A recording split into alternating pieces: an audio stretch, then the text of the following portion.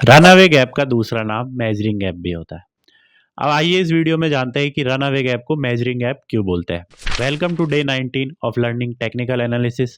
इस सीरीज में हम स्टेप बाय स्टेप पूरा टेक्निकल एनालिसिस सीखेंगे। जनरली जो एक मेजरिंग गैप है वो बनता है किसी मूव के मिडिल में, यानी कि सपोज कीजिए एक ब्रेकआउट हो रहा है 100 पे, वहाँ से एक स्टॉक 150 पहुंचा, 150 के आसपास एक मेजरिंग गैप बना। तो इसका क्या मतलब हुआ कि जब ट्रेंड सिग्नल स्टार्ट हुआ या ब्रेकआउट हुआ, उसके एक ठीक ठाक मोमेंट के बाद एक रन अवे गैप क्रिएट हुआ, मेजरिंग गैप क्रिएट हुआ। इससे हम मेजर कर सकते हैं कि नेक्स्ट जो मोमेंट होने वाली है स्टॉक की वो कैसी हो सकती है। सपोज कीजिए 100 पे ब्रेकआउट हुआ, 150 पे मेजरिंग गैप बना, तो 100 से 150 हुआ 50 पॉइंट।